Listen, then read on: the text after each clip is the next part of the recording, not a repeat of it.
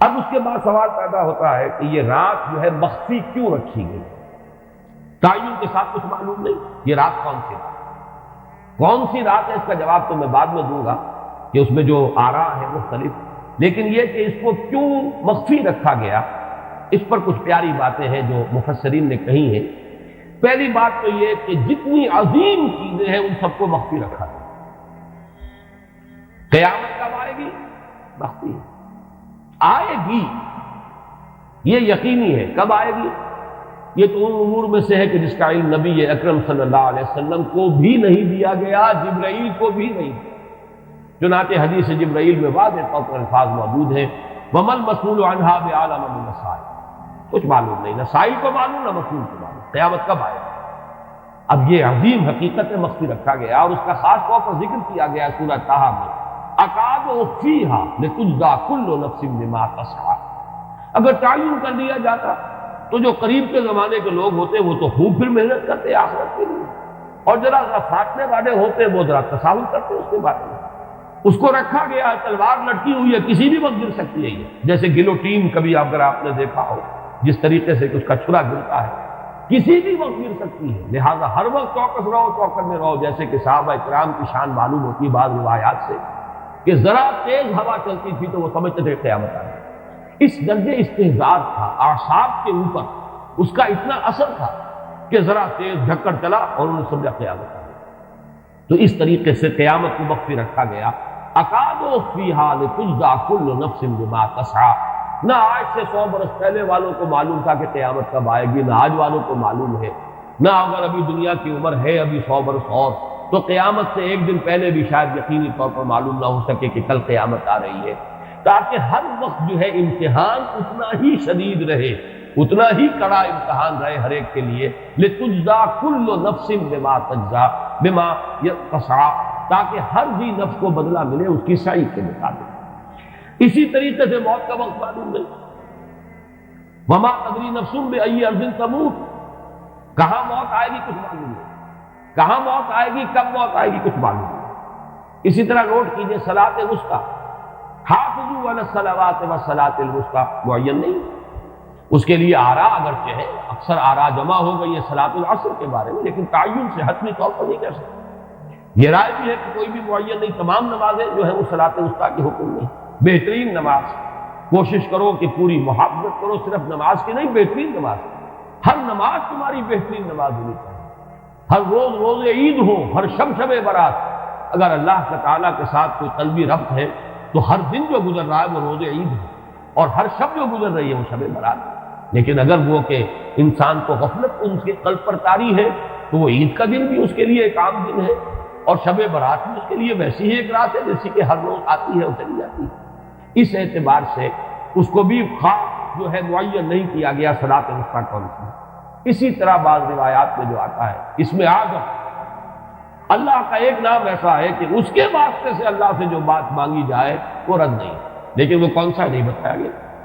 اقوال ہیں، اندازے ہیں، حی و قیوم پر زیادہ، الحی القیوم پر زیادہ لوگوں کا جو ہے وہ اجماع ہوا ہے، لیکن یہ کہ یقین سے نہیں کہہ سکتے۔ تو اسی میں اس کو بھی نوٹ کر لیجئے کہ اس کو مخفی رکھا گیا ہے لیلۃ القدر کو۔ لوگ زیادہ سے زیادہ محنت کریں، زیادہ سے زیادہ مشقت کریں،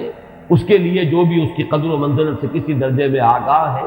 وہ اگر معین ہی ہو جاتا کہ ایک شب یہ ہے تو پھر تو سب کے سب اس رات میں محنت کر لیتے، باقی راتیں جو ہیں وہ پھر سونی اور ویران گزرتی۔ لیکن یہ کہ مطلوب یہ ہے کہ زیادہ سے زیادہ راتیں آباد ہو، زیادہ سے زیادہ راتوں میں ذکر ہو، عبادت ہو، دعا ہو، اس لیے اس کو مخفی رکھا گیا، یہ حکمت ہے۔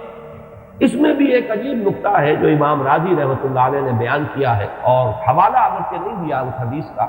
لیکن ایک روایت کے حوالے سے بات بیان کی کہ اس کے ظاہر نہ کرنے میں بھی اللہ کی ایک شفقت اور رحمت ہے بندوں کے حق میں، اس لیے کہ اس کی قدر جتنی زیادہ ہے اتنی ہی اس کی ناقدری پر سزا ہوگی۔ اگر معلوم ہو کہ یہ شب ہے، اس کی ناقدری کو انسان کرے تو گویا کہ پھر وہ اتنا ہی زیادہ مورد عقاب اور مورد سزا بن جائے گا۔ اس کے لیے ایک بڑا پیارا واقعہ نقل کیا امام راضی نے کہ حضور صلی اللہ علیہ وسلم حضرت علی رضی اللہ تعالی عنہ ایک روز مسجد میں داخل ہوئے، ساتھی آئے ہیں، دیکھا کہ ایک شخص سو رہا ہے، نماز کا وقت ہو چکا تھا۔ حضور نے حضرت علی سے فرمایا کہ اسے جگا دو، اسے ہوش میں لے آؤ تاکہ یہ وضو کرے، نماز کے لیے تیاری کرے۔ حضرت علی نے امتثال امر کیا، جا کر جگا دیا۔ لیکن پھر ایک سوال کیا حضرت نے کہ حضور آپ کو خود نیکی کے کاموں میں بہت سبقت فرمانے والے ہیں، سباق بالخیر یہ لفظ ہے، سبقت کرنے والے بہت کثرت کے ساتھ، تو آپ نے یہ جو ہے یہ کام خود کیوں نہیں فرمایا اور مجھے کیوں اس کے لیے آپ نے حکم دیا؟ آپ خود بھی اسے جگا سکتے تھے۔ آپ نے فرمایا کہ تم اس کی حکمت کو سمجھ لو، میرے جگانے پر اگر وہ نہ جاگتا اور انکار کر دیتا تو کفر ہو جاتا اس کے حق میں، اور تمہارے جگانے پر اگر کچھ تساہل سے بھی وہ کام دیتا تو وہ کفر نہ ہو۔ تو یہ ایک فرق ہے کہ اللہ تعالیٰ کی طرف سے ایک شفقت ہے کہ حضور صلی اللہ علیہ وسلم جگاتے اور کسی درجے میں وہ انکار کر دیتا۔ کبھی ایسا بھی ہوتا آدمی نیند میں ہے اور وہ کہتا جاؤ جاؤ مجھے آرام کرنے دو، تو اگر میرے ساتھ یہ معاملہ ہوتا تو وہ کفر کے درجے کو پہنچ جاتی بات، لیکن اگر تمہارے ساتھ یہ معاملہ ہو بھی جاتا تو اس درجے شدید نہ ہوتا۔ تو گویا کہ حضور نے اس شخص پر شفقت کے اعتبار سے یہ شکل اختیار کی کہ خود نہیں جگایا، بلکہ یہ کہ حضرت علی رضی اللہ تعالیٰ عنہ کو حکم دیا کہ اسے جگا دیں۔ تو یہ نقطہ کہ لیلۃ القدر کے اخفاء میں یہ بات بھی ہے کہ اگر اس کو عیاں کر دیا جاتا، معین کر دیا جاتا، تو پھر جو لوگ اس سے غافل رہتے پھر وہ بہت سخت ناقدری کا ارتکاب کرتے اور بڑی سزا کے مقابل ہوتا۔ اب آپ کو چھٹی بحث ہے کہ وہ رات کون سی ہے۔ اگرچہ ایک رائے شاذ یہ بھی ہے کہ وہ رمضان سے باہر کی رات بھی ہو سکتی ہے، لازم نہیں ہے کہ رمضان ہی کی کوئی شب ہو۔ اس میں چونکہ بعض حضرات نے ایک روایت کی وجہ سے یہ جسے ہم شب برات کہتے ہیں، لیلۃ البرات،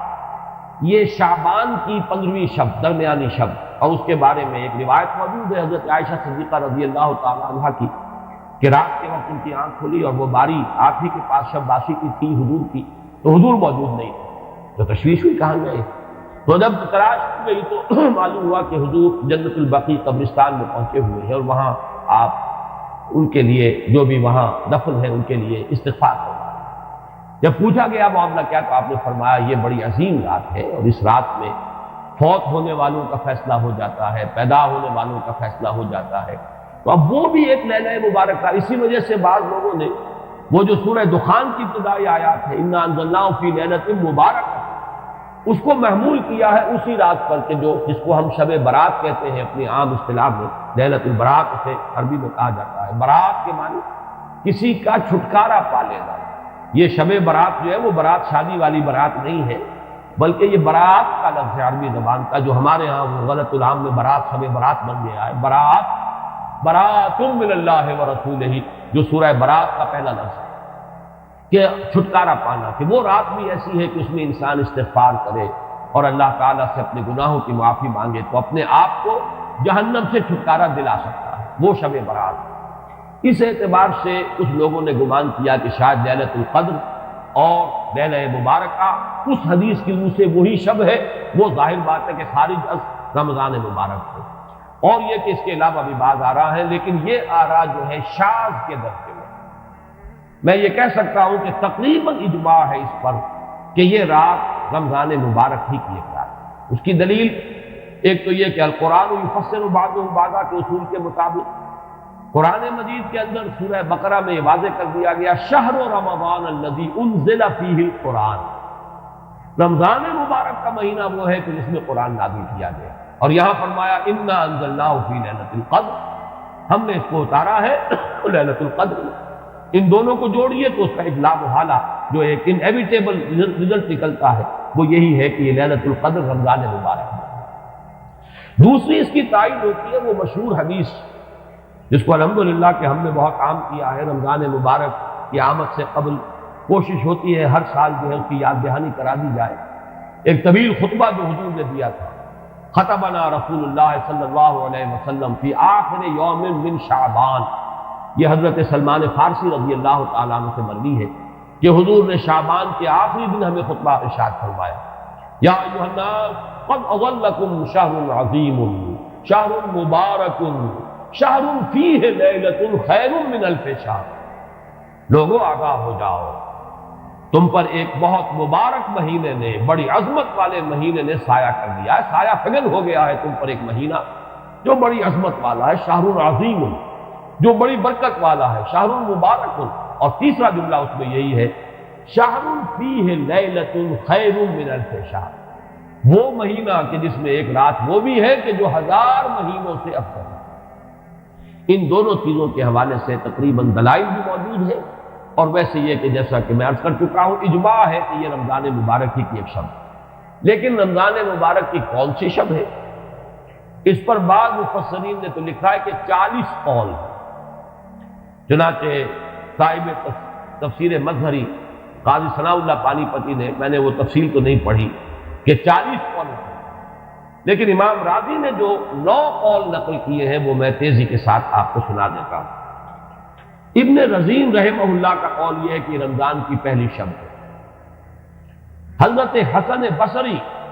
رحمۃ اللہ علیہ، یہ ہے تابعین میں سے، اس لیے میں رضی اللہ عنہ نہیں کہہ رہا، رحمۃ اللہ علیہ۔ حضرت حسن بصری رحمۃ اللہ علیہ کی رائے ہے کہ یہ 17ویں شب ہے، یعنی وہ شب کہ پھر جس کے اگلے دن جو ہے وہ غزوہ بدر ہوا ہے، یوم الفرقان۔ حضرت انس رضی اللہ تعالی عنہ مرفوعاً روایت کرتے ہیں کہ یہ 19ویں شب ہے۔ محمد بن اسحاق جو بہت بڑے سیرت نگار ہیں حضور کے، ان کا قول ہے کہ یہ 21ویں شب ہے۔ حضرت عبداللہ ابن عباس رضی اللہ تعالی عنہما سے قول جو ہے مروی ہے کہ یہ 23ویں شب ہے۔ حضرت عبداللہ ابن مسعود رضی اللہ تعالی عنہ سے مروی ہے کہ یہ 24ویں شب ہے، اور اس کو میں ذرا اہمیت دیتا ہوں اس لیے کہ 24ویں شب جو ہے سورہ علق کی ابتدائی آیات کے نزول کے ضمن میں کچھ حساب کتاب کے جوڑنے سے 24ویں اور 25ویں شب کا بھی معاملہ جڑتا ہے، جو کہ میں نے آپ کو سورہ علق کے درس کے دوران بتایا تھا۔ اس کے بعد حضرت ابو ذر غفاری رضی اللہ تعالیٰ عنہ کا قول ہے کہ یہ 25ویں شب ہے۔ اس کے بعد حضرت ابی بن کعب رضی اللہ تعالیٰ عنہ کا قول ہے، یہ وہ ہے جن کو کہ حضور نے خود فرمایا کہ اقرأہم ابی بن کعب، قرآن مجید کے سب سے بڑے قاری حضرت ابی بن کعب ہیں رضی اللہ تعالیٰ عنہ، اور ان کے بھی سینے پر آپ نے تھپکی دی تھی کہ ایک سوال کیا آپ نے کہ سب سے عظیم سورت کون سی ہے، اور جب انہوں نے صحیح جواب دے دیا سورہ فاتحہ، تو پھر یہ کہ اس پر حضور نے تھپکی دی کہ تمہیں اللہ تعالیٰ نے بہت صحیح مناسبت عطا کی ہے علم کے ساتھ۔ ان کی اور صحابہ میں سے بہت سے لوگوں کی رائے، یہاں تک کہ یہ کہا جا سکتا ہے کہ بقیہ اقوال جو ہیں وہ شاذ کے درجے میں ہیں، اور یہ گویا کہ اگر اجماع نہ کہا جائے تو بہت حد تک اتفاق کے درجے میں ہے کہ یہ 27ویں شب ہے۔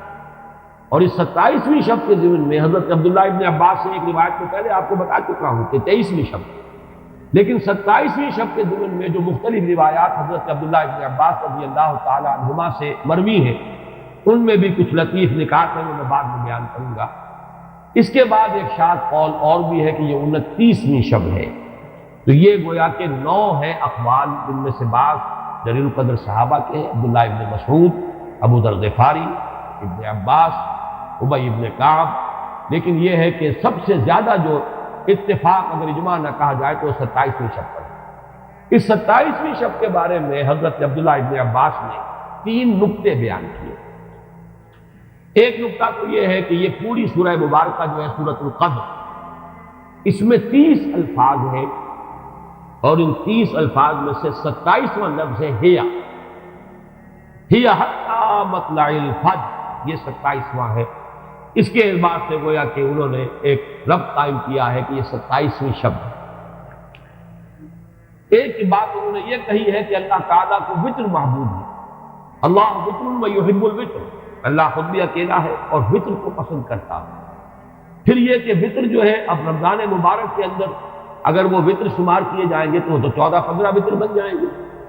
لیکن اس میں چونکہ آخری عشرے کے بارے میں بہت سی روایات جو ہیں ان کا تقریباً اجماع ہو جاتا ہے کہ آخری عشرے میں، تو آخری عشرے میں بھی 5 وطر آئیں گے، 21ویں، 23ویں، 25ویں، 27ویں، 29ویں۔ لیکن حضرت عبداللہ ابن عباس کہتے ہیں کہ 7 کا حصہ اللہ تعالیٰ کو بہت پسند ہے، اور بہت سی چیزیں جو ہے عالم تکوینی میں بھی اور عالم تشریعی میں بھی بہت سی چیزیں وہ ہیں کہ جو 7 کے حصے کے ساتھ وابستہ ہیں۔ 7 آسمان ہیں، 7 زمینیں ہیں، ہفتے کے 7 دن ہیں، طواف کے 7 شوط ہیں، سعی بین صفا والمروہ وہ بھی 7 مرتبہ ہے، ادھر سے ادھر، ادھر سے ادھر 7۔ اسی طریقے سے سجدے کے اعضاء بھی 7 ہیں، تو اس سے انہوں نے پہلے وطر اور وطر کے بعد 7 کا حصہ، رمضان کے آخری عشرے کی وطر راتیں اور ان میں 7ویں رات یعنی 27ویں شب، وہ اپنے اس حساب کتاب سے بھی. اور جب انہوں نے یہ بات بیان کی تو حضرت عمر رضی اللہ تعالی عنہ نے ان کی تحسین کی. آخری بات اور بھی کہی گئی ہے کہ لیلۃ القدر جو ہے اس کے اندر حروف کو اگر شمار کیا جائے تو 9 بنتے ہیں، اور یہ لیلۃ القدر اس سورہ مبارکہ میں 3 مرتبہ آیا. انا انزلناہ فی لیلۃ القدر وما ادراک ما لیلۃ القدر لیلۃ القدر خیر من الف شہر.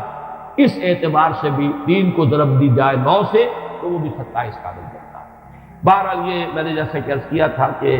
ان کا کوئی تعلق نہ صرف سے ہے، نہ نحو سے ہے، نہ روایات سے، لیکن بہرحال حضرت عبداللہ ابن عباس کا ایک ذوق ہے. اس کو آپ ذوقی باتیں بھی کہہ سکتے ہیں، لیکن یہ کہ حضرت عبداللہ ابن عباس کی ذوقی بات ہے، لہذا اس کا کم سے کم تذکرہ ہو جانا چاہیے. ایک بحث یہ ہے کہ آہی باقیۃ ام لا، کیا یہ رات جو اس کی عظمت تھی یہ باقی ہے، یا صرف وہی رات جو تھی جس میں کہ قرآن مجید نازل کیا گیا وہی عظمت کی حامل تھی. انا انزلناہ فی لیلۃ القدر، یا یہ کہ اب بھی ہر سال یہ رات آ رہی ہے تو اسی عظمت کی حامل ہے، اسی قدر و منزلت کی، اسی برکت کی حامل ہے. اس پر بھی تقریباً ایک اجماع ہے کہ یہ لیلۃ القدر باقی ہے، ہر سال آتی ہے. اس کے ضمن میں بلکہ میں چاہتا ہوں کہ اپنے قول کی تصحیح کر دوں کہ میں ایک رائے میں نے ابتدائی دور میں بیان کی ہے اپنے بعض خطبات میں، تقاریر میں، اور وہ جیسا کہ ایک خطیبانہ انداز ہوتا ہے، قرآن مجید کی عظمت کے بیان کے ضمن میں میں یہ باتیں، یہ بھی نقطے کے درجے کی باتیں ہوتی تھی اور وہ میں بیان کرتا رہا ہوں کہ قرآن ہے اصل عظمت کی حامل شے. جس رات میں یہ قرآن نازل ہوا وہ لیلۃ القدر بن گئی. گویا کہ لیلۃ القدر کی عظمت جو ہے وہ قرآن کی عظمت سے مستعار ہے. جس مہینے میں یہ نازل ہوا وہ مذہب جو ہے، وہ مہینہ جو ہے مبارک ہو گیا، شہر مبارک ہو گیا، اور وہ مہینہ جو ہے وہ روزے کی عظیم عبادت کے لیے مختص کر دیا گیا. اسی طریقے سے جو دن اس کی تعلیم کے لیے خاص کیا گیا، جو جمعے کا دن جو ہے وہ در حقیقت